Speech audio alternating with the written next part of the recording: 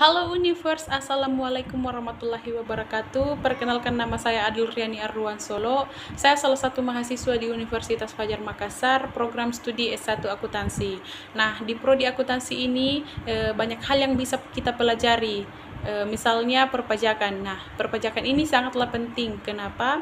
Karena selain sebagai mata kuliah wajib prodi, mata kuliah perpajakan ini juga merupakan salah satu mata kuliah skill yang sangat dibutuhkan oleh dunia kerja yang ada, khususnya di bidang profesi yang ada saat sekarang ini. Nah, pada mata kuliah perpajakan ini diampuh oleh dosen yang sangat luar biasa, yaitu Ibu Herawati Dahlan SE MAK. Nah, pada kesempatan ini saya dan teman-teman kelompok saya akan membahas tentang perpajakan, khususnya hak dan kewajiban wajib pajak. Nah, sebelum saya masuk dalam materi yang pertama, saya akan memperkenalkan teman-teman kelompok saya. Pemateri yang pertama adalah saya sendiri, kemudian pemateri yang kedua ada Alfatan Wanafesyahan, pemateri yang ketiga ada Julifin Baturante, dan pemateri yang keempat ada Sadila Mursid. Langsung saja kita masuk pada materi yang pertama. Nah, sebelum kita membahas hak dan kewajiban wajib pajak itu sendiri, tentunya kita harus mengetahui wajib pajak ini apa sih. Nah, wajib pajak ini biasa disingkat WP, adalah orang pribadi atau badan yang menurut ketentuan peraturan perundang-undangan perpajakan ditentukan untuk melakukan kewajiban perpajakan, termasuk pemungut pajak dan pemotong pajak tertentu. Kemudian hak-hak dan kewajiban wajib pajak. Kewajiban wajib pajak ini yang pertama itu adalah mendaftarkan diri ke kantor Direktorat Jenderal Pajak untuk memperoleh NPWP. Yang kedua, melaporkan usahanya kepada Dirjen Pajak untuk dikukuhkan sebagai PKP. Kemudian ada mengisi SPT, kemudian menyampaikan SPT, kemudian membayar dan menyetor pajak yang terutang dengan SPT ke kas negara, kemudian menyelenggarakan pembukuan dan pencatatan. Itulah beberapa kewajiban dalam wajib pajak. Kemudian ada hak dalam wajib pajak. Yang pertama itu ada hak atas kelebihan pembayaran pajak. Kemudian yang kedua ada hak dalam hal dilakukan pemeriksaan. Kemudian yang ketiga ada hak untuk mengajukan keberatan banding atau peninjauan kembali. Kemudian yang terakhir itu memperoleh pengurangan dan penghapusan sanksi administrasi. Nah, itu adalah hak-hak wajib pajak. Kemudian ada NPWP. Nah, NPWP ini apa sih? Nah, NPWP ini adalah singkatan dari nomor pokok wajib pajak. Nah, apa sih artinya? Nah, arti dari NPWP itu sendiri adalah nomor yang diberikan kepada wajib pajak sebagai sarana administrasi perpajakan yang dipergunakan sebagai tanda pengenal diri atau identitas wajib pajak dalam melaksanakan pelayanan hak dan kewajibannya. Nah, kemudian NPWP ini diberikan kepada wajib pajak yang telah memenuhi persyaratan objektif dan subjektif.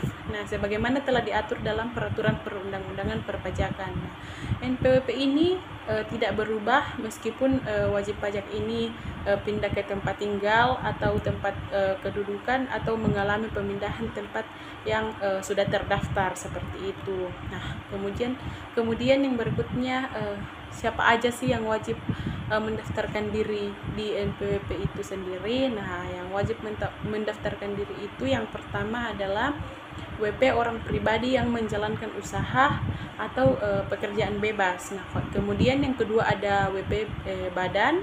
Kemudian yang ketiga adalah WP orang pribadi yang menjalankan usaha atau melakukan pekerjaan bebas, tetapi apabila penghasilannya sampai di akhir bulan atau disetahunkan telah melebihi penghasilan tidak kena pajak atau PTKP.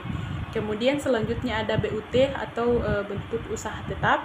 Kemudian ada namanya WP pemungut dan pemotong. Kemudian yang terakhir ada pengusaha kena pajak atau PKP. Nah, siapa aja sih, bagaimana sih caranya mendaftarkan diri ke NPWP.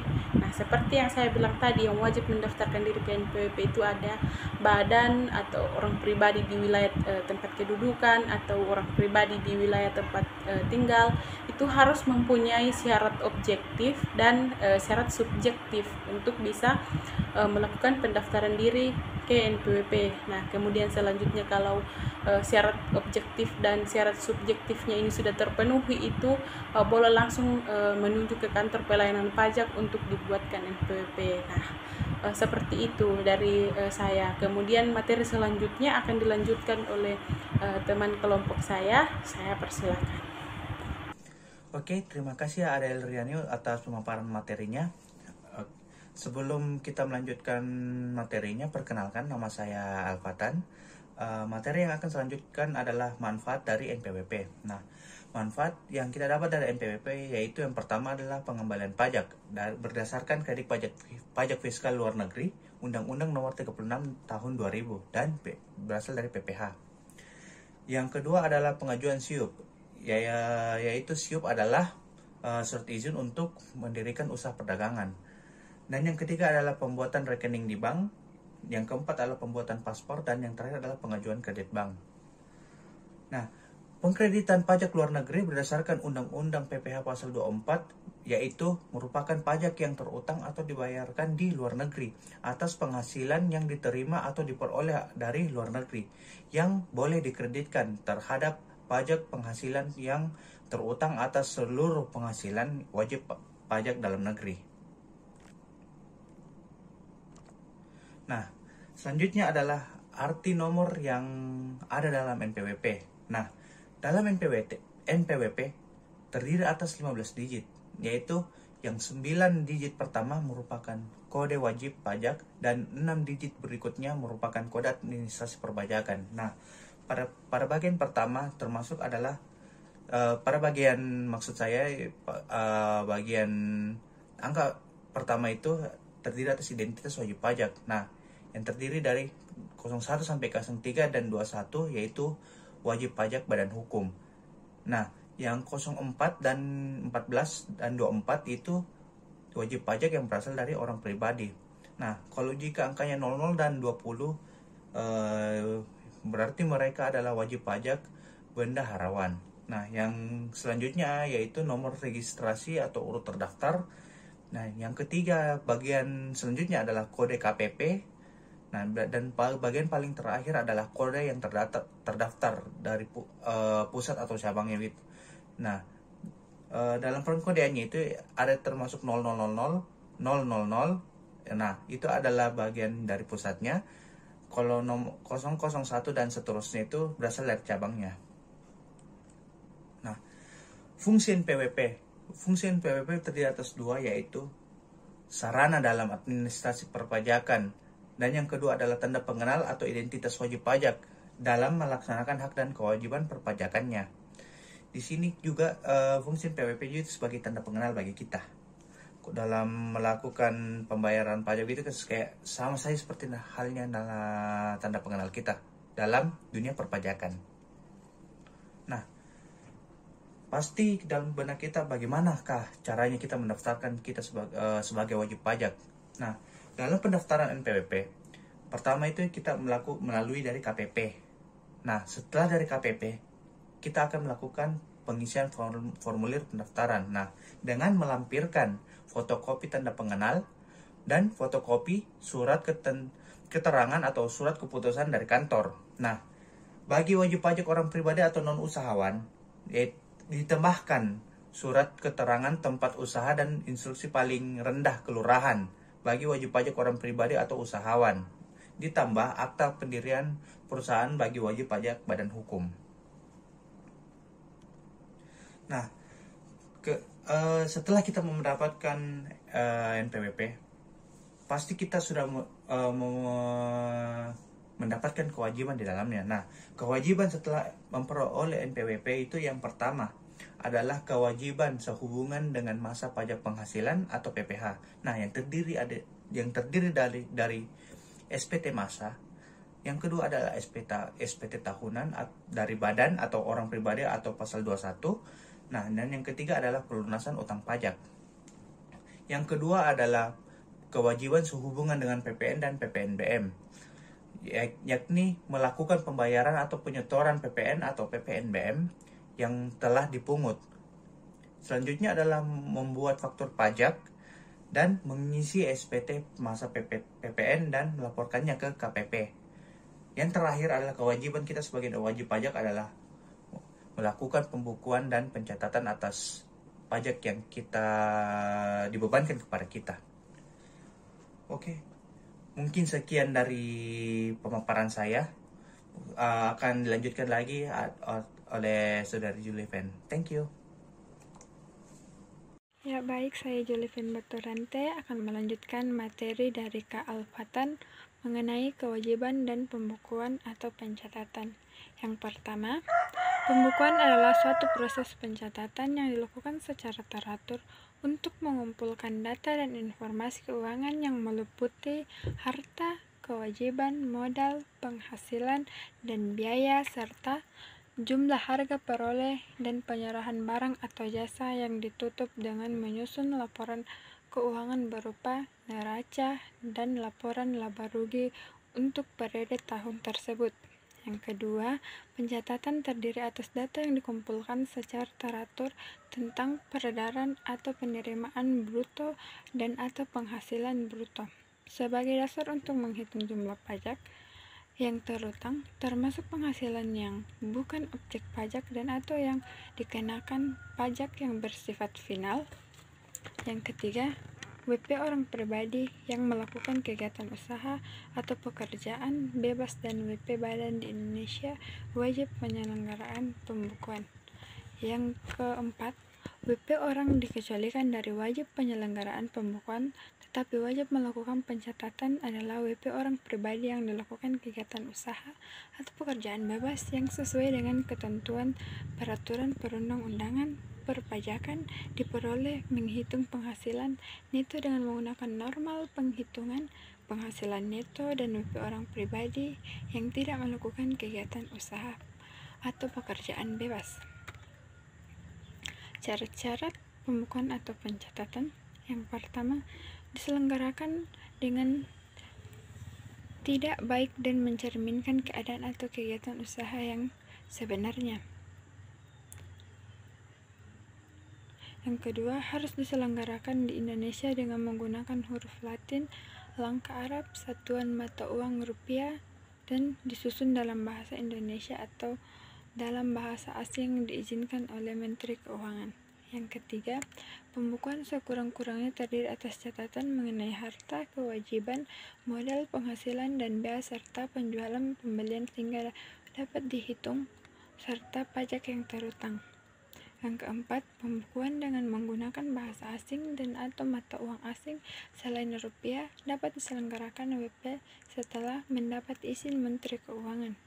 Yang kelima, buku catatan dan dokumen yang menjadi besar pembukuan atau pencatatan dokumen lain termasuk hasil pengolahan data dari pembukuan yang dikelola secara elektronik atau secara program aplikasi online wajib disimpan selama 10 tahun di Indonesia, yaitu di tempat kegiatan atau tempat tinggal WP orang pribadi atau di tempat kedudukan WP badan.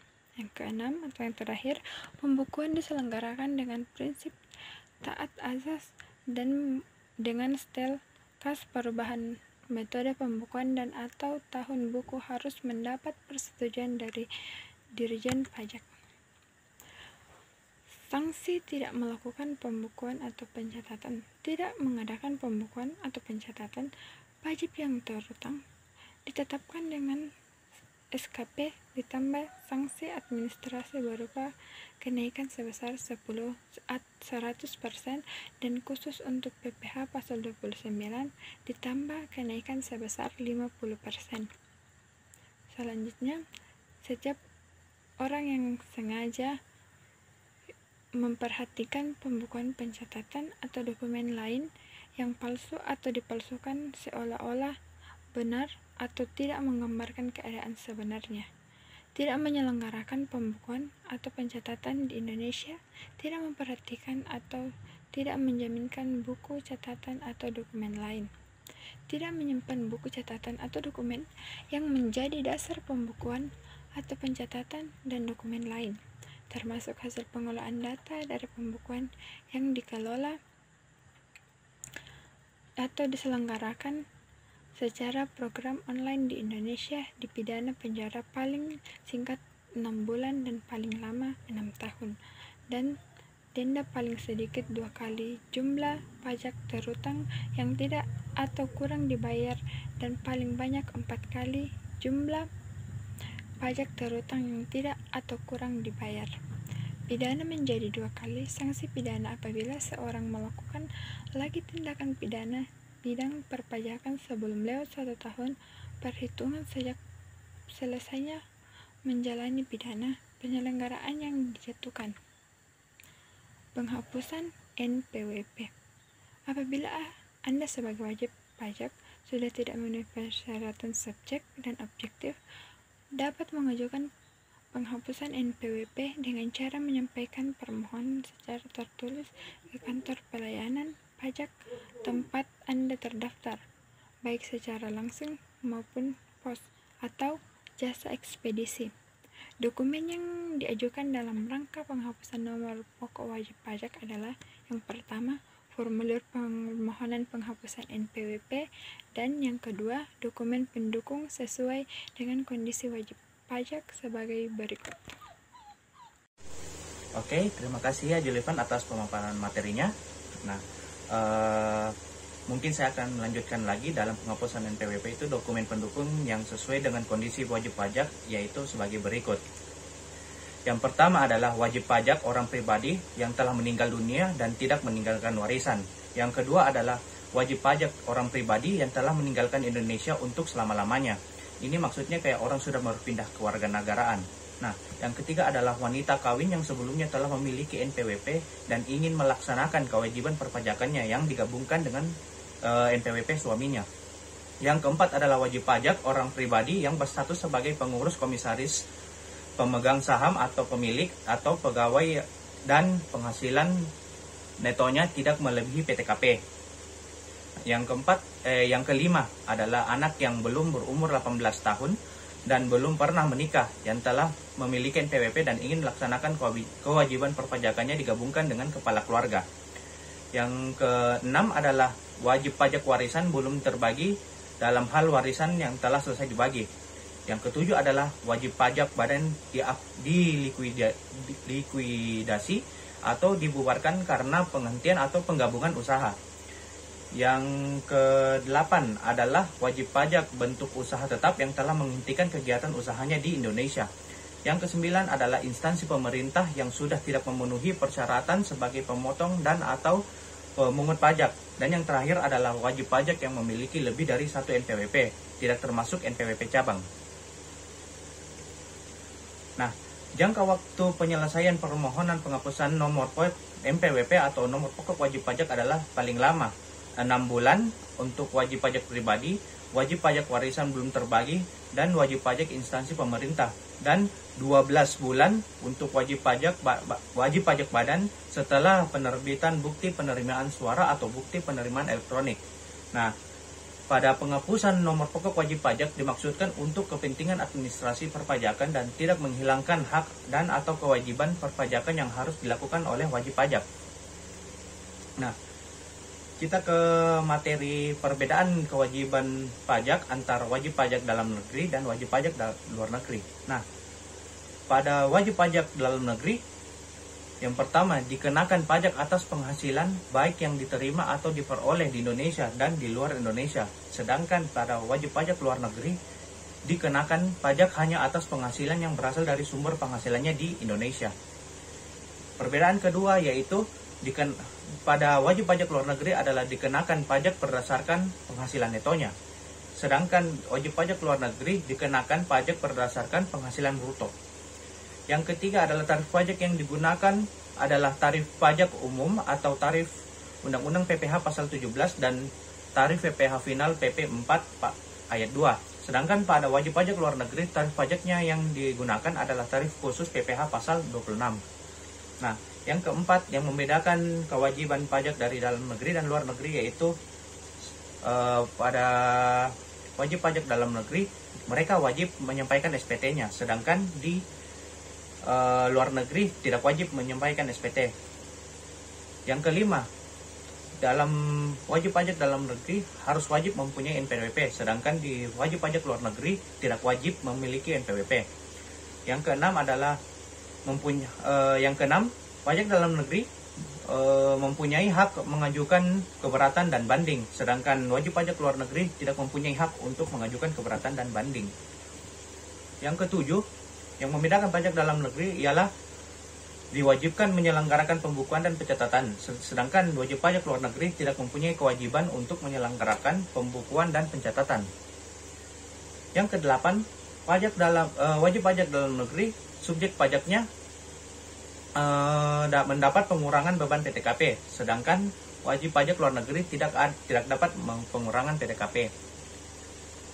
Yang kesembilan dan yang terakhir adalah pembayaran pajak tahun berjalan merupakan angsuran dari PPh yang terutang pada akhir tahun kecuali yang final, sedangkan wajib pajak luar negeri merupakan pembayaran yang final kecuali yang berubah status.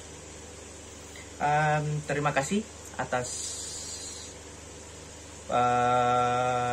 perhatiannya. Saya akan kembalikan ke moderator. Silakan. Nah, itulah tadi sedikit gambaran tentang hak dan kewajiban wajib pajak. Nah, untuk teman-teman semua, kita dapat menarik kesimpulan sebagai warga negara Indonesia, kita memiliki hak dan kewajiban wajib pajak yang perlu dipatuhi. Keduanya telah diatur sedemikian rupa dalam Undang-Undang Ketentuan Umum dan Tata Cara Perpajakan. Nah, hak dan kewajiban perpajakan harus dilakukan oleh wajib pajak mengacu dari undang-undang yang sama. Pasal 1 ayat 2 dijelaskan kalau wajib pajak adalah orang pribadi atau badan meliputi pembayaran pajak, pemotong pajak, dan pemungut pajak yang mempunyai hak dan kewajiban perpajakan sesuai dengan ketentuan peraturan perundang-undangan perpajakan. Jadi, siapapun baik yang sudah memiliki NPWP atau belum, sudah termasuk ke dalam wajib pajak jika sudah mempunyai hak dan kewajiban perpajakan. Nah, itulah presentasi dari kelompok kami, kurang lebihnya mohon dimaafkan. Sekian, wassalamualaikum warahmatullahi wabarakatuh.